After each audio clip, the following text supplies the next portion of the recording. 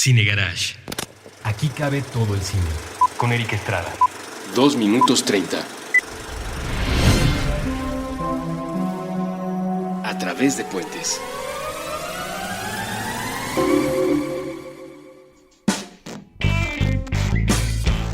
Hola, muy buenas. Yo soy Eric Estrada, les doy la bienvenida a un programa más de 230 que, viendo los números que nos entregan aquí en Puentes a cada que termina el mes, cada vez que nos dan los niveles de audiencia que ustedes amablemente se han encargado de nutrir, me sorprende. Yo estoy casi seguro de que estos programas en los que participo solamente yo, pues son los menos escuchados, pero por alguna extraña razón no ha llegado a ocurrir eso. Entonces le doy mi más sincero agradecimiento a toda la gente que soporta estos programas en los que vengo a divagar, en los que vengo yo a soltar estas teorías de especulación que no son otra cosa. Este programa, el 230, el que está dedicado a los avances que más nos gustan en la semana, tanto en Cine Garage como en Puentes, porque estos proyectos, afortunadamente, yo no me quejo, no me quejaré nunca de que esto esté ocurriendo, se van cruzando cada vez más. Entonces, si bien el staff Cine Garage apoya y aporta con muchísimo trabajo, con muchísimo sudor, con sus ideas y con su energía a que el proyecto camine, mis colegas aquí en Puentes también de repente surgen, sueltan ideas, salen comentarios y pues bueno, los dos proyectos se van hermanando uno con el otro y eso a mí afortunadamente me hace muy feliz, me trae mucho bienestar. Y repito, cuando al revisar los números uno se da cuenta que ustedes, con toda la paciencia del mundo, me soportan en la especulación del 230, pues yo quedo muy contento, ¿no? Entonces, que es donde estaba yo hace rato, tratando de explicar un poco el nivel de especulación de este programa. No lo voy a repetir, lo dije, creo que el programa anterior. No se trata del famosísimo programa en el que se critican los avances de las películas. Aquí es justo todo lo contrario. Si está bien hecho, si está mal hecho, pues en realidad no nos afecta. Lo que rescatamos de cada uno de esos es simplemente el nivel y la posibilidad de reflexión, especulación que nos suelta para entretenernos en lo que empieza la película de manera real. Es decir, de que se estrena el avance a que se estrene la película, es lo que tenemos para ver si nos emociona, si nos interesa. No estamos juzgando ni a la película por el tráiler ni al tráiler en sí. Los tráilers ahora son muy parecidos unos con los otros. Lo que nos divierte es hablar de las películas sin haberlas visto. No como lo hacen otros, cobrando por ello y diciendo que las vieron sin haberlas visto. No, aquí es justo un juego en el que aceptamos que no hemos visto la película, porque además no ha estrenado, no como hacen esos otros que les decía yo, ¿no? Que se sueltan a hablar de películas que es obvio que no han visto, pero que ya se estrenaron. Aquí no, aquí simplemente sabemos que la película no está en cartelera, pero lo que sí está visible es el avance, y a partir del avance queremos imaginarnos qué es lo que vamos a poder ver en la película. Y el programa de hoy, el 230 de esta semana, que normalmente enfrenta a dos avances, enfrenta a dos directores. En realidad, ya lo habrán visto ustedes por el nombre. El 230 de esta semana se llama Tarantino contra Scorsese, porque esta segunda semana, casi ya tercera, agosto tuvo un arranque raro, entonces la segunda y la tercera semana están muy unidas. Nos entregó dos avances muy emocionantes, los dos por motivos muy, muy, muy distintos. De hecho, uno de ellos no es un avance de ninguna película, es el avance de una serie. El nombre de este 230 es Tarantino contra Scorsese, y vamos a darle de una vez porque el avance de Vinyl, o Vinil, como debería llamarse en español, la serie que Martin Scorsese está armando al lado de Mick Jagger y de Terence Winter, ya estrenó su avance, lo estrenó muy a principios de la semana, tan a principio que creo que salió el domingo, que es, ustedes lo saben, la semana laboral empieza el lunes, pero la semana en realidad empieza el domingo. Entonces creo que estuvo por ahí el domingo tarde, ya en las redes, en Cine Garage se publicó en su momento, y lo rescatamos. De hecho lo publicamos en Cine Garage porque el cruce de talentos que hay ahí arriba en la serie, una serie de televisión tal cual, una serie de televisión que no está buscando incluso convertirse en una película, pues bueno, está saliendo de la mente de Mick Jagger, que ya ha funcionado como productor de distintas películas en muchas ocasiones en el pasado. No es que se esté estrenando de ninguna manera en el mundo del quehacer cinematográfico, él ya lo tiene entendido y asumido. Y por el otro lado, Martin Scorsese, uno de los directores vivos más importantes, más carismáticos, más propositivos y al mismo tiempo más vanguardistas que tenemos. Entonces, nada más con esas dos cabezas ya tendríamos para ponernos a hablar de mil cosas que ni siquiera tengan que ver con la serie de televisión.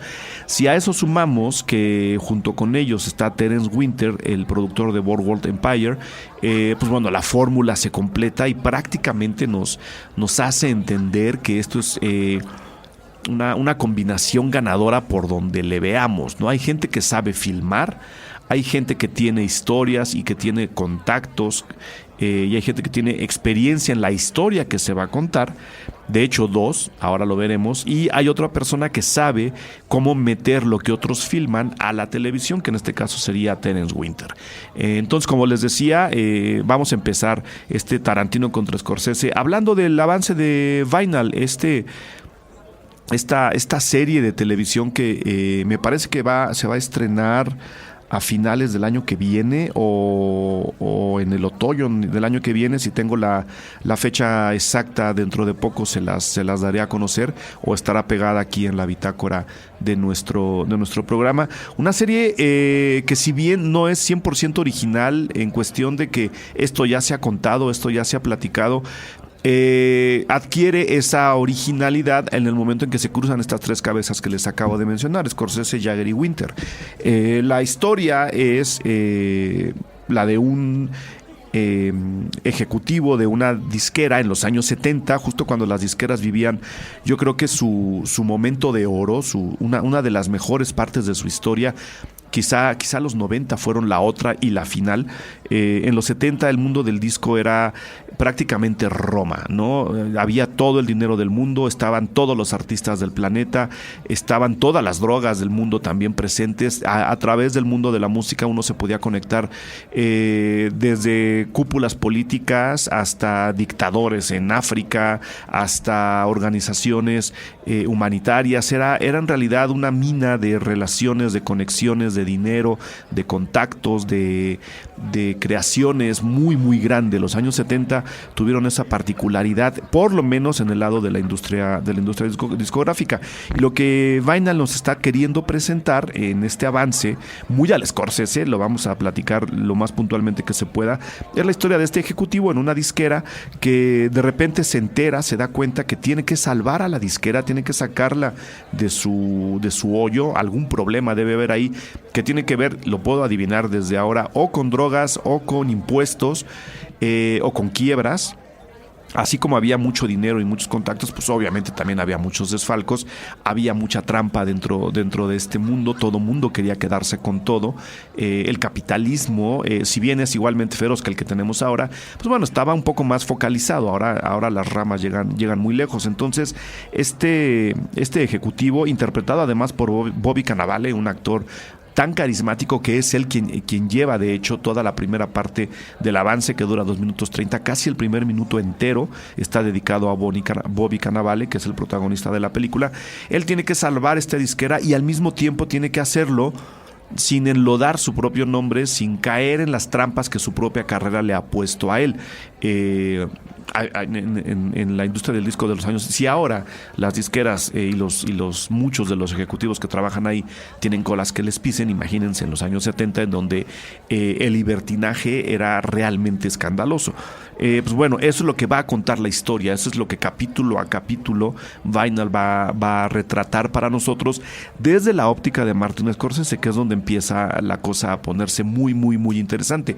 Sabemos que Martin Scorsese es una persona completamente dedicada y amante del mundo gangsteril, muy particularmente el de Nueva York, un mundo que él conoce bien porque pues, lo vio en las calles de la ciudad en la que creció, mientras él como niño enfermo y enfermizo lo veía todo desde la ventana de su casa. Pero bueno, ahora es, digamos, estos movimientos y estas estas truculencias en las relaciones de los mafiosos las va a meter al mundo de la industria del disco, lo cual le da una posibilidad todavía mayor de jugar con una banda sonora como si el señor no supiera jugar con las bandas sonoras. Si uno revisa las bandas sonoras de las películas de Scorsese, especialmente las últimas, son realmente alucinantes. Si alguien entiende cómo Scorsese usa las canciones en sus películas, se dará cuenta que tiene un ojo que el propio Tarantino, uno de los directores de culto justo por su habilidad con las bandas sonoras, le envidiaría. Entonces el hecho de meterse al mundo de las discográficas le da justo una oportunidad de jugar con las canciones y con los ritmos y con los vestuarios y con los escenarios de una manera muy distinta, de una manera podríamos llamar incluso más real, porque tiene que retratarlos directamente a ellos, y es ahí donde entra en juego Mick Jagger, que seguramente está funcionando mucho como asesor, mucho como donador de memorias para nutrir las historias que tenemos en Vinyl. Y bueno, todo esto será dividido en capítulos por un productor tan importante como el señor Terence Winter, que sabe medir muy bien los ritmos de los capítulos, cómo entregarlos a la gente, cuándo entregárselos a la gente, en qué momento cortar una historia secundaria para después resucitarla 1, quizá 2 o hasta 3 capítulos después. Él es, yo creo, el encargado de darle el toque televisivo, que estaría por ese lado, a lo que Scorsese va a estar filmando, asesorado y acompañado, por supuesto, por Mick Jagger, que además tiene una especie de cameo falso en el avance de Vinyl. Hay un cantante al cual vemos con un zoom muy atrevido que nos acerca directamente a su cara, que tiene toda la pinta de ser no un Rolling Stone, sino un Mick Jagger joven. Entonces estoy seguro que muchas de las anécdotas que vamos a poder ver en la serie de televisión están asesoradas, o por lo menos están potenciadas por las propias memorias de Mick Jagger. El reparto es sencillamente espectacular. Insisto, ahí es donde está el toque de producción cinematográfica, tanto en la elección del reparto como en la manera como se está filmando, y lo podemos ya deducir desde el avance. Entonces les voy a decir el reparto que tenemos hasta ahora, ¿no? Que veremos si se va engordando conforme la fecha de estreno de la serie se va acercando. Tenemos a la guapísima Olivia Wilde, a la cual vemos en el avance. De hecho, creo que los vemos a todos. Ahí les van los nombres: Olivia Wilde, Ray Romano, Juno Temple, que sí está, estoy seguro, Andrew Dice Clay, Ato Esando, Max Casella, Jamie Jagger, Jack Quaid, Birgit Hort Sorenson y PJ Vine. Son los actores que, por lo menos en las comunicaciones que están saliendo de la serie de televisión, están confirmados. Seguramente hay más. Emociona el avance, la verdad emociona mucho. El comienzo es como prácticamente el avance de cualquier película de Scorsese, ¿no? Un comienzo muy pausado, un comienzo que va sucediendo las imágenes con fades a negro, el establishing shot con la casa, una casa de un millonario, por supuesto, al fondo. Recuerden que en esta época, en la industria del disco, pues prácticamente todos los que estaban de mandos medios hacia arriba pues, eran millonarios o tenían la posibilidad de endeudarse como millonarios. A mí me agrada mucho, me emociona muchísimo ver que Scorsese tiene espacio para hacer lo que le gusta hacer. ¿Por qué lo digo? Porque nada más en el avance, que insisto, son escenas que ni siquiera concluyen, son flashazos de lo que está quedando captado en la cámara. Ya vemos que Scorsese está jugando mucho con algo que le gusta bastante, que son los close-ups. Bobby Cannavale domina el segundo close-up del avance, el tercer close-up del avance, que viene justo después del segundo, es decir, no hay planos intermedios, también es él. Abrimos después a un long shot en donde obviamente está Bobby Cannavale, pero después cortamos a otro close-up, el de una grabadora a la cual se le da play, y luego a través de un travel vamos pasando a través de distintos close-ups que son no otra cosa sino los discos de oro me imagino, la discográfica en la que vamos a estar contando esta historia. HBO presenta, y a partir de ahí el avance se convierte en un frenesí de imágenes y de memorias. Lo digo ya ahora desde el sentido de Scorsese y de Mick Jagger. muy emocionante. Si alguien tiene ritmo visual en estos momentos al cual se le identifica y al cual se le puede llamar incluso característico, ese es Scorsese. Y viendo nada más la sucesión de imágenes que vienen después de estos pequeños close-ups que les acabo de describir, sabemos que lo que está quedando registrado ahí es un trabajo de Scorsese. Desde el Mick Jagger falso, que les decía yo, es la especie de cameo de Mick Jagger sin ser él, hasta lo que ocurre después, noches, corretizas, desenfreno, cortes muy rápidos, y después, por supuesto, las tomas de las bandas. ¿Cuál es el gran plus o el gran acierto de haber llamado a Martin Scorsese para dirigir esta serie, para meterle mano? Que si hay alguien a quien se le pueda reconocer su habilidad para filmar espectáculos en vivo, espectáculos en rock de manera más particular, y si hay alguien a quien se le puede reconocer cierta audacia cada vez que lo hace de nuevo, ese es Mick Jagger. Ese es Martin Scorsese, perdón.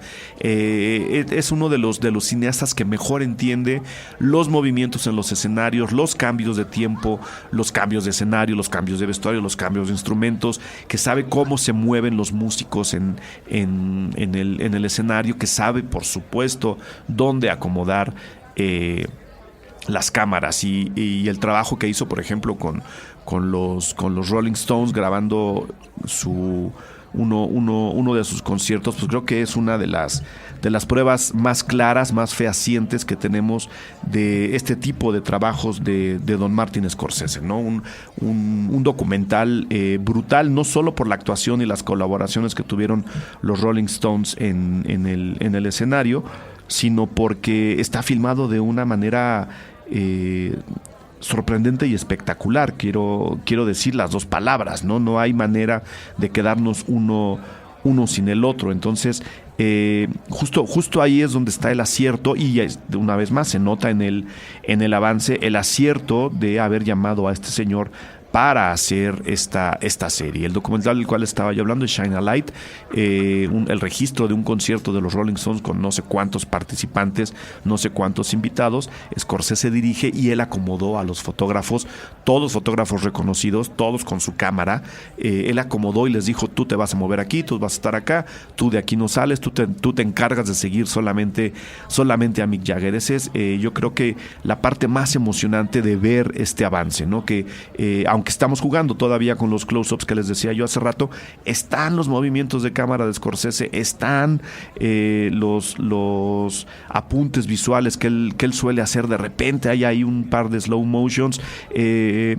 Juno Temple y Olivia Wilde están trabajando también en el avance. Nada más con ver sus rostros sabemos que esto ya está en un nivel supremo. Y luego viene el remate, ¿no? Un remate muy a la mafia, muy al Scorsese de esos años. No se nos olvide que los años 70 son quizá los años más frenéticos en la biografía y en la filmografía del propio Scorsese. Mucha cocaína, mucha drogadura, mucho estrés, mucha agitación. La cámara lo refleja en la última parte del avance, hasta que llegamos casi a un encuadre que bien podría pertenecer al Lobo de Wall Street, con Bobby Cannavale, después de este frenesí, estos cortes rapidísimos y estos batazos a diestra y siniestra, tratando de respirar o de aspirar después de lo que asumo ha sido un llegue de una droga, ya sea cocaína o heroína.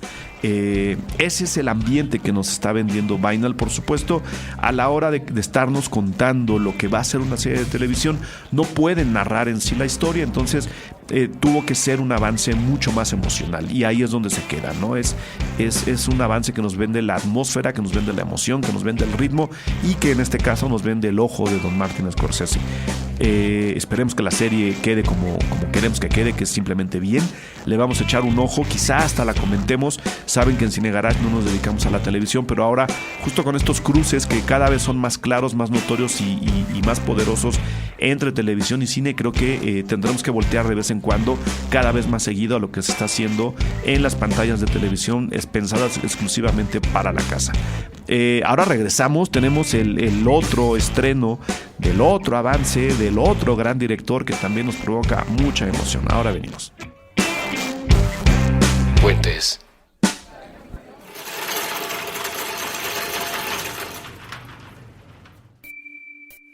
A los habitantes del multiverso que se encuentran en lugares distintos a la Tierra. Necesitamos de ustedes. El accidente de la evolución nos ha afectado. Ahora mismo, el Homo sapiens piensa que este planeta y cuanto le rodea es de su propiedad. Somos incapaces de olvidarnos de la crueldad. Despreciamos a nuestros semejantes. Conservamos en muchas formas la esclavitud. Sí, nuestro cerebro ha sido capaz del arte y la ciencia. También hemos inventado la desigualdad y el odio. Estamos obsesionados con el tema de las clases sociales. Tendemos a hablar de los otros mediante etiquetas. Hemos diseñado un sistema donde la desgracia ajena nos resulta benéfica. Pero imaginen cómo cambiaría todo si ustedes, habitantes de otro universo, galaxia o planeta, nos demostraran que no somos únicos ni especiales. Un solo contacto sería capaz de transformar cuanto pensamos acerca de todo. Ni siquiera tendrían que acercarse demasiado a nuestro aire contaminado. Así que, si están allá afuera, si existe alguna forma en que su tecnología sea capaz de recibir y decodificar estas palabras, envíen un mensaje de vuelta. Dejen que comience un periodo nuevo y que el hombre empiece a ser una criatura menos letal para sí misma.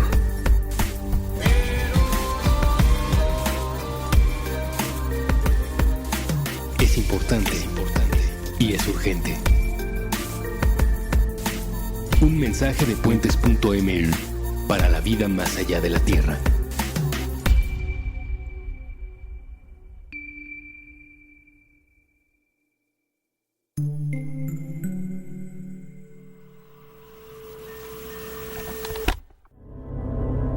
Terra Plana. La ciencia a través de la ciencia ficción. Con Andrés Vargas y Edgar Vergara. Nuevo episodio todos los lunes a las 9 de la noche. Puentes.me. Boom Shakalaka. Con Evaristo Corona, Bucky Williams, Faul y Cuenta. Nuevo episodio todos los sábados a las 10 de la mañana. Puentes.me.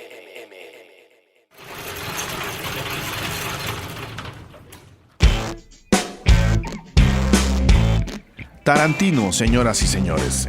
Quentin Tarantino estrenó el póster de su película nueva de Hateful Eight, su octava película, a principios de la semana. A la mitad, por ahí del miércoles, tuvimos ya el primer avance y es justo lo que vamos a comentar en este momento, en este 2:30. The Hateful Eight todavía no tiene nombre en español. Es complicado hacerle justicia a lo que Tarantino está queriendo reflejar en el título de su película, como siempre que se habla de una obra completa, ¿no? El título tiene mucho que ver. Ojalá se lo piensen bien, porque pensándolo de bote pronto había caído yo en el error de pensar que un buen nombre de la película podría ser Los Ocho Odiosos. Pero no, en realidad Hateful está más cercano a la idea de alguien que está lleno de odio, no de alguien que se hace odiar. O sea, el odio viene de esa persona hacia los demás, y es ahí donde juega un papel importante, una traducción real y oportuna de esta película, porque Eight, pues bueno, ya que es escrita por Quentin Tarantino, es obvio que el señor sabía que esta se iba a convertir en su octava película, y jugando con el número, nos cuenta la historia de 8 invitados a una diligencia en el viejo oeste, a una diligencia o a una casa. Eso todavía está por decidirse. En cuestión de historia, en ese aspecto el avance es un poco vago. Son 8 personas que están llenas de odio, que están reunidas en un solo lugar. A veces será la diligencia, a veces será una especie de cabaña en la llanura nevada que plantea la película, con una finalidad o con un lazo entre todos ellos que los mantiene justo así, unidos, ¿no? Entonces ahí es donde empieza la nueva narración de Quentin Tarantino, pero no es ahí donde empieza el avance. De hecho, antes de continuar, sí quiero recalcar Algo que en este póster que les estaba yo comentando ya estaba presente, el sello el sello que anunciaba que la película está filmada y se va a proyectar, por lo menos en algunos cines, esperemos que eso ocurra también en México, en 70 milímetros. ¿Qué es lo que quiere decir o qué es lo que quiere hacer Tarantino con esto? Si ustedes recuerdan, hace casi un año hubo una especie de pleito, de declaratorias alrededor del valor del celuloide en contra de lo que significa o representa grabar en digital. Cuando uno trabaja con celuloide es cuando se le llama filmación, es una película emulsionada que corre dentro de una cámara oscura a la cual se le van impregnando una serie de imágenes que llegan a través de un haz de luz introducido a esa cámara oscura y proyectado sobre la película emulsionada, que al ser revelada es un proceso muy largo. Al ser revelada se convierte en un positivo que luego, siendo la cinta translúcida, puede ser proyectada de regreso y en sentido contrario hacia afuera de la cámara. Ese es el proceso de filmar y se hace siempre con película emulsionada. Siempre. Fotografiar es lo mismo. Las fotografías digitales ahora se llaman foto por derivación, pero en realidad no son una fotografía. La fotografía también ocurre con película emulsionada, nada más que en lugar de ocurrir a 24 cuadros por segundo, como ocurre tradicionalmente en el cine, ocurre a un cuadro por disparo. Ni siquiera se mide el tiempo. Se mide el tiempo de exposición, pero no el tiempo de disparo. En fin, cosas que le enseñan a uno en la escuela. El señor hace la película en 70 milímetros. ¿Por qué nos lo anuncia? Nosotros estamos acostumbrados a, ahora incluso cuando no se filma, que ahora que se graba, cuando se registra en digital, en formato digital, las imágenes quedan grabadas, no filmadas, se sigue reproduciendo, porque estamos acostumbrados a ello, es una especie de convención, se sigue reproduciendo el formato y el tamaño de la imagen en las pantallas de cine en 35 milímetros, que es como las hemos visto en la mayor parte de las películas, por lo menos todo este verano. Desde hace años así ha sido, es un tamaño estándar, es un tamaño promedio, es un tamaño con el que cines y espectadores se sienten a gusto.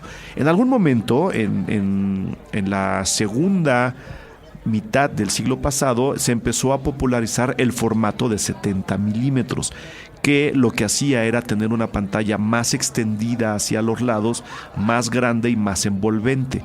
En sentido figurado es el doble de imagen que lo que tiene una de 35 milímetros, nada más que no es el doble real, es un doble hacia los lados y un poquito más hacia arriba y hacia abajo. No es que el cuadrado que tenemos en los 35 milímetros crezca para todos los lados iguales. Entonces ese es el famoso widescreen, la famosa pantalla extendida.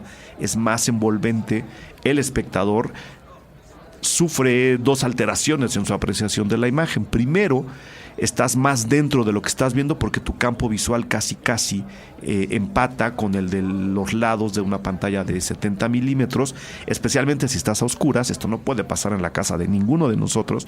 Esto es un fenómeno exclusivo de los teatros, de los cines. Entonces uno se siente un poco más adentro de la película, es una sensación, es nada más que eso.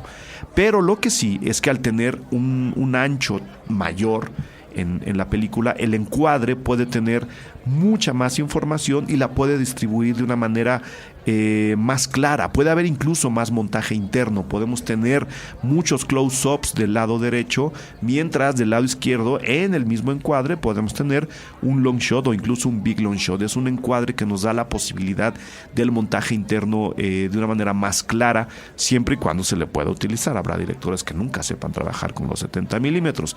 Si ustedes quieren conocer, por ejemplo, una de las mejores películas filmadas en 70 milímetros que aprovechan estas dos cualidades que les acabo de decir, la capacidad de meternos a la película y la oportunidad de manejar más y mejor información en un encuadre más largo, tendrían que ver Lawrence de Arabia, una película que no sé si todavía alcancen en el ciclo de cine clásicos en pantalla grande en la Cineteca Nacional, pero si no, pueden darse una muy buena idea. Jamás tendrán la experiencia si lo hacen en su casa, pero pueden darse una buena idea si ven Lawrence de Arabia en una buena pantalla de buena resolución en su casa o en la casa de su amigo rico, que todos tenemos un amigo rico, ¿no? Siempre conocemos a alguien por ahí.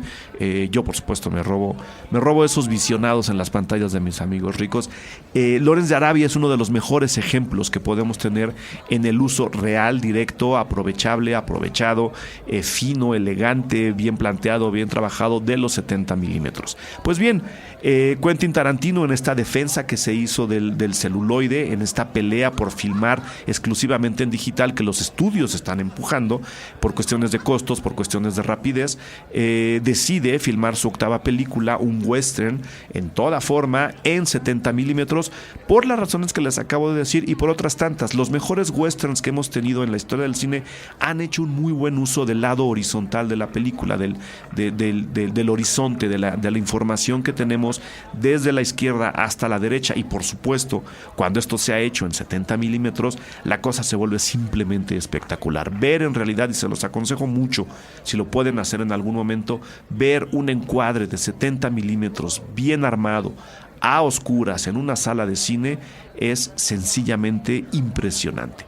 Eso es lo que está buscando Quentin Tarantino en The Hateful Eight, y por eso el póster que lanzaron a principios de esta semana traía el sello de presentado en 70 milímetros, y Tarantino mismo va a hacer una gira por Estados Unidos en varios cines que me imagino estarán escogiendo este momento. La película estrena justo la mañana de Navidad, en la que presentará la película en celuloide en 70 milímetros. Si alguno de nosotros no podemos ir a alguna de estas funciones, yo estoy rezando con todo lo que puedo rezar, que no es mucho, para que alguna de esas funciones llegue a la Ciudad de México, o que se incluya a México en la gira que Tarantino va a hacer con la película. ¿Hay posibilidad? Sí, Tarantino es un gran fan de México y de la manera como los mexicanos vemos el cine. Recordemos que es un autoinvitado asiduo al Festival de Morelia. Entonces, no sé si podamos llegar más allá de la especulación normal y decir que, pensando en el estreno de Navidad de Hateful Eight, por ahí se nos cuele una proyección de la película en Morelia, una proyección sorpresa, una proyección fantasma de la que nos enteremos muchos, pero a la cual pocos podrán entrar, y si no, alguna después en la parte chilanga que tiene el Festival de Morelia, o en las repeticiones que tienen algunas otras ciudades después de que acaba en esa ciudad. No lo sé, no sabemos, pero lo que sí es que a Tarantino le gusta venir a México, viene más seguido de lo que creemos. Para mis amigos de la prensa que siempre lo andan buscando, lo andan correteando, Tarantino anda en México todo el tiempo, cada vez que puede se da una vuelta. Entonces es cuestión de abrir los ojos y cazarlos, es que de veras lo quieren entrevistar. Entonces en una de esas habrá función, ya no en la Ciudad de México, sino en el país, una pequeña gira. Ojalá eso se concrete, sería un gran regalo para los cinéfilos mexicanos. Eso es lo que está planteando en realidad de Hateful Eight, y eso es con lo que está jugando en el avance, que si bien lo hemos visto nada más yo todavía no lo veo en cine, lo hemos visto solamente en la pantalla de la televisión. Pues bueno, nada más imaginarse los close-ups, hablando de close-ups de Scorsese, ahora con Tarantino, pues ocurriría lo mismo, ver esos close-ups de este repartazo que tiene la película en 70 milímetros. Creo que va a ser sencillamente impresionante. No, más allá de que estén guapos o no los actores, recordemos que el close-up es un encuadre que nos acerca muchísimo al personaje, que nos hace prácticamente leerle el alma. Estamos muy metidos en sus ojos. Normalmente los close-ups hacen que los personajes nos vean de manera muy directa.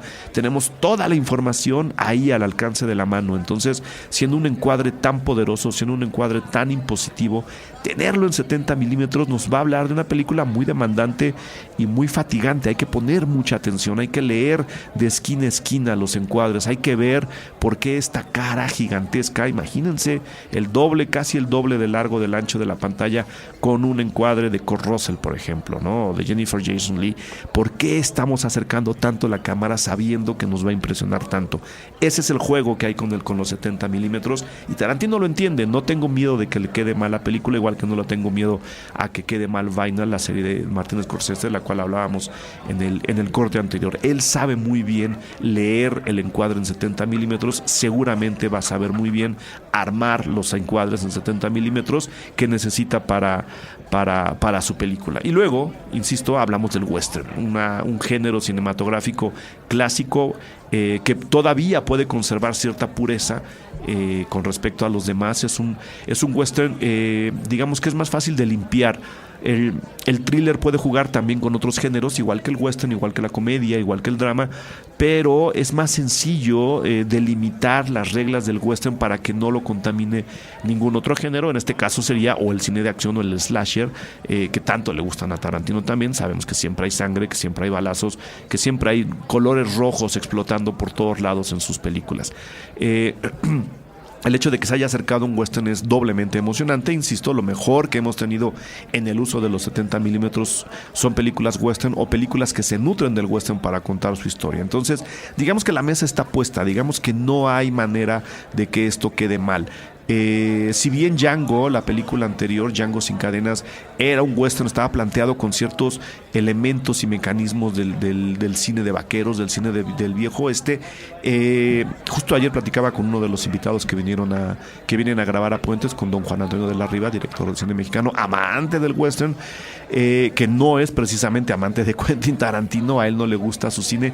Le decía que por lo menos con respecto a Django, que sería la referencia directa por ser un western, lo que se ve en el avance de The Hateful Eight es un trabajo mucho más pulido, mucho más trabajado.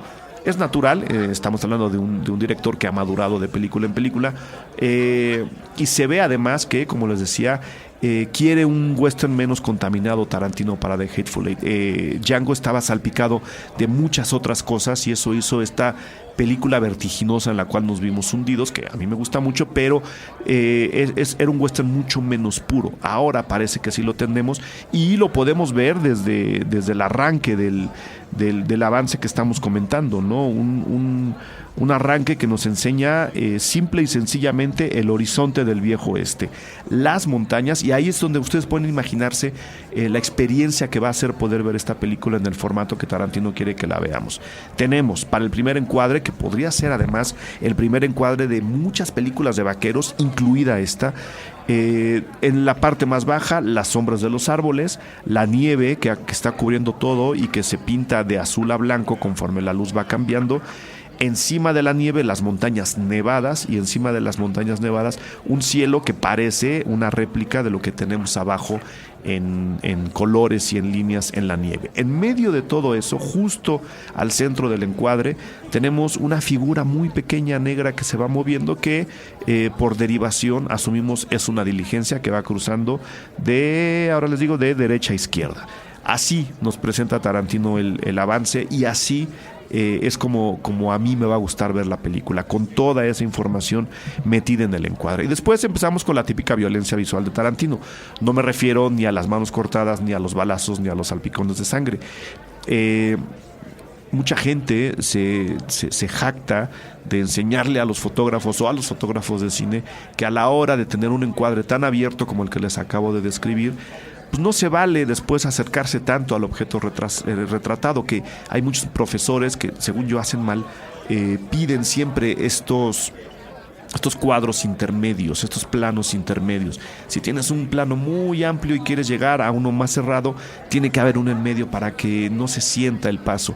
Yo creo que parte de las aportaciones que hemos tenido de la última década del siglo XX a la contemporánea, y en mucho se le debe también a Scorsese, que ignora estas reglas, es justo esta violencia en el montaje, no la violencia gráfica de un ataque de un humano sobre el otro o del descuartizamiento de alguien a manos de alguien, sino esta violencia gráfica en este juego de planos, que efectivamente es un juego muy violento si vamos de uno muy abierto a uno muy cerrado o viceversa, pero en esa violencia del montaje hay una razón de ser, hay una idea detrás.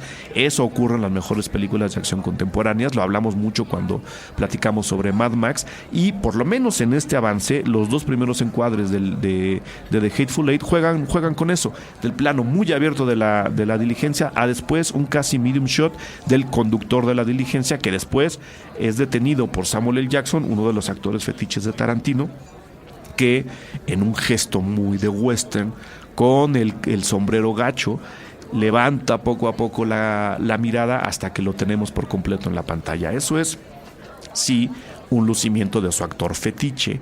Efectivamente es un plano al cual se le está haciendo homenaje al actor, pero también es un movimiento típico del western americano. Ahí podemos ver más o menos cómo va manejando las reglas de su propia película el señor Tarantino. Va a ser, insisto, algo muy, muy clásico, ojalá, ¿no? Tendremos los desplantes, tendremos las mutilaciones, tendremos los movimientos de cámara que tanto nos gustan de Don Quentin. Hay incluso un pequeño plano de la cámara volando sobre un río, mientras del lado izquierdo del encuadre vemos a la diligencia corriendo sobre un camino nevado, es decir, no va a haber una cámara tan tradicional como la que tenemos ahora, y seguramente los drones están haciendo maravillas. Ya lo habíamos platicado también en el 230 que le habíamos dedicado al avance de la última película de Alejandro González Iñárritu, de Revenant. Los drones seguramente le van a permitir ahora a los fotógrafos jugar con cosas mucho, mucho más interesantes a la hora de contar las historias. Y luego, ya metidos en la diligencia, ya planteada un poco la situación de estos hombres que se van reuniendo en una diligencia que se convierte en una especie de vehículo de violencia, empiezan a platicar. Es decir, vamos a tener una película típica de Tarantino, muchos diálogos, muchas anécdotas contadas de personaje a personaje, en este caso dentro de una diligencia, muchas palabras, mucho cruce de ideas, mucho cruce de información. Entonces vayan sacando su pluma y su papel para apuntar todo lo que va a pasar en esta película. Y lo que sigue después es mucho ritmo, ¿no? Nos llevan de la diligencia a esta casa que les contaba yo en la montaña, en donde se plantea la situación de la película. Kurt Russell encabeza, lleva a una chica buscada por la ley, que está condenada a muerte, para entregarla a quien le va a pagar la recompensa, que es además un planteamiento también muy típico del cine de vaqueros americano. Yo atrapé a fulano por el cual hay una recompensa y lo voy a llevar del otro lado del país o a donde haya que hacerlo, para entregarlo y que me den el dinero. Era muy común y es muy común en muchas películas que muchos interesados en esa recompensa se traicionen entre sí o traicionen a quien capturó al ladrón o al asesino o al violador, lo que sea, para quedarse con la recompensa, los famosos cazarrecompensas, que podían o atrapar al acusado o podían atrapar a quien había atrapado al acusado, ladrón que roba al ladrón, y de ahí leer todas las implicaciones que a ustedes se les antojen. Después de eso, el avance no dice en realidad nada, sino simplemente luce los encuadres que está armando Tarantino, los pequeños movimientos de cámara que con los 70 milímetros que ya les conté se vuelven grandísimos, ¿no? Un movimiento de cámara se nota, por supuesto, casi el doble en 70 milímetros antes que en 35. Entonces, los movimientos de cámara tienden a ser un poco más ligeros, se notan más, pesan más, y Tarantino, hasta donde lo estoy viendo, lo está comprendiendo muy, muy, muy bien. Yo estoy muy emocionado, la verdad, me interesa mucho el ritmo en el que está contado este avance, me interesan mucho esos close-ups, me interesan mucho los apuntes a cuadro, me gusta cuando los vaqueros apuntan directamente a la cámara, y entregaron un gran avance, muy emocionante, que es lo que tienen que hacer, porque sabemos que las historias de Tarantino están muy bien contadas normalmente, con sus lluvias de información y todo lo que ustedes quieran, pero normalmente están muy bien contadas. Entonces lo que había que hacer era justo lucir estos paisajes, estos encuadres, este juego visual que ya sabemos va a venir en The Hateful Eight. El cierre del avance juega mucho con lo que pasaba en el póster, es digamos la versión en audiovisual de lo que teníamos en el póster, un letrero en un muy retro color rojo sobre fondos azules y blancos que dice: vela en gloriosos 70 milímetros Ultra Panavision 70, que es como yo creo deberíamos de ver esta película en todo el mundo. Ojalá los cines tuvieran todavía por ahí la posibilidad de regresar al 70. Si ustedes recuerdan, no han visto por ahí cines o escuchado nombres de cines como El Dorado 70, La Raza 70, cosas así 70, era porque tenían la capacidad de reproducir este tipo de formatos y de proyectarlos. En caso de que una película con este formato llegara, ellos podían hacerlo. Era parte de la vanguardia audiovisual que tenían los cines en esos años. No es que hayan sido inaugurados en los 70, es que existía la posibilidad de tener una pantalla que soportara los 70 milímetros de una película como esta. No sé si hay un ganador en este 230, si nos gusta más Scorsese o Tarantino. Lo dije en un principio, no tienen nada que ver uno con el otro. Los propios proyectos son completamente diferentes. Entonces, pues no sé si hay manera de declarar un empate o si ustedes pueden empezar a votar. Nada más les recuerdo que si alguien quiere que hablemos de algún avance en especial, si alguien quiere que dediquemos alguna reflexión en particular a una película, a un actor, a cualquier cosa que ustedes crean que cabe, o en Puentes o en Cine Garage, porque recuerden que en Puentes hay muchos programas. Esperamos sus comentarios, esperamos sus sugerencias. Aquí siempre hay lugar para otro tipo de opiniones, especialmente si son contrarias a las nuestras. Dejen sus comentarios, pídanos cosas, participen. Está el Twitter de Cine Garage, que es tal cual, Cine Garage, igual que el Facebook. Está la página donde también se pueden dejar comentarios, cinegarage.com, que siempre, todos los días, tiene información nueva. Todos los días en la mañana, por ahí entre las 9 y 10, ya estará listo el nuevo home para que ustedes sepan qué está pasando en el mundo, qué está pasando en México con respecto al cine. Los invito a visitar la página, dejando los comentarios, a echarse un clavado. Tenemos ahí ya varios años acumulados de trabajo. Entonces, entrar a la sección de noticias, entrar a la sección a la sección de entrevistas, es un poco también un viaje al pasado, ver qué es lo que ha estado ocurriendo en el cine conforme el tiempo ha caminado. Y por supuesto, la sección de críticas, pues bueno, tiene los textos o las videocríticas de todas las películas que se han visto en su página Cine Garage. Los invito a hacerlo. La otra es entrar a puentes.me, donde están todos los programas de todos mis colegas, que, como siempre les digo, tienen una gama muy amplia de contenidos que me gustaría que ustedes exploraran y también llegaran a comentarlos. Por el momento, eso es todo en este 230. Tenemos dos proyectos que nos van a tener muy inquietos, que se suman, por supuesto, al de Star Wars, película que tiene su programa dedicado aquí en Puentes, que es Alianza Rebelde. Entonces ya tenemos ahí 3 metas para por lo menos llegar a fin de año sin estar pensando necesariamente en Navidad. Si van a pensar en Navidad, piensen que en Navidad se estrena The Hateful Eight. Saludos. Cine Garage. Aquí cabe todo el cine. Con Eric Estrada. 2 minutos 30. A través de Puentes.